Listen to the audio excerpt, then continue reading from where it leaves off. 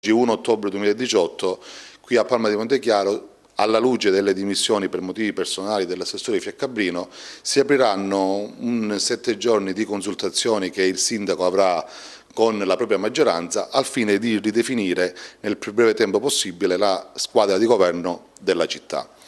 Con l'occasione delle dimissioni dell'assessore Fiaccabrino che abbiamo appena ricevuto, io colgo l'occasione per ringraziarla per il magnifico operato che ha condotto in questo ente per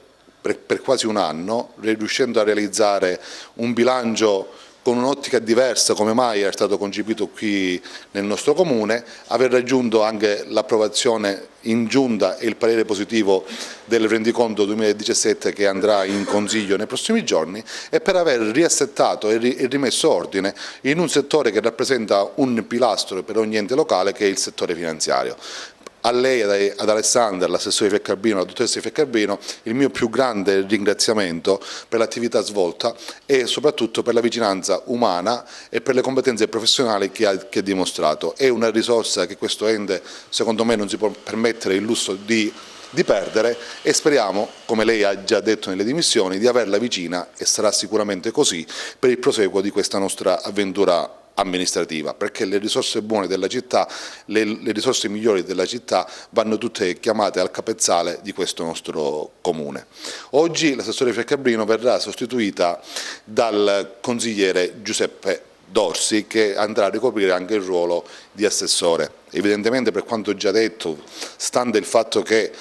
si aprirà questo confronto con le forze politiche che sostengono questo esecutivo, io non attribuirò le deleghe in questo momento, anzi di fatti le deleghe sono tutte sospese, e le andremo a formalizzare appena la giunta sarà completata e resettata. Però un'anticipazione la vogliamo dare: il consigliere Dorsi, voi lo conoscete, ha ricoperto un ruolo importante accanto al presidente Miccichè e si è occupato di un tema molto spinoso e molto importante, che è quello del randagismo e della tutela degli animali. Pertanto questa delega, che per certo qual modo fa parte o della sanità o dell'ambiente, verrà estrapolata e consegnata nelle mani del nuovo assessore, al quale, per ragioni anche di sinergia e per consentirgli un'azione immediata, forte e proficua, avrà pure la delega alla Polizia Municipale, perché è quell'organo di controllo che ci potrà consentire di efficientare un servizio. Da oggi per me inizia una nuova avventura.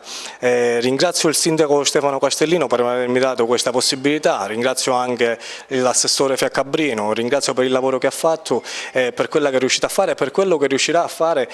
stando sempre insieme e vicino a noi. Ringrazio anche il consigliere Falco per avermi dato questa grandissima opportunità di lavorare ancora di più per il mio paese e per il bene del mio paese. Come diceva già il sindaco, prenderò le deleghe della Polizia Municipale e del randagismo, alla quale già avevo iniziato un percorso insieme al presidente Miccichè all'Ars per sistemare, per cercare di trovare una soluzione a questo problema ormai che ci affligge da parecchio tempo. La Sicilia è la regione più disastrata, diciamo, su questo campo per quanto riguarda il randagismo, e speriamo di riuscire insieme al sindaco a sistemare e a cercare di portare avanti quello che già avevo iniziato io insieme al presidente Miccichè.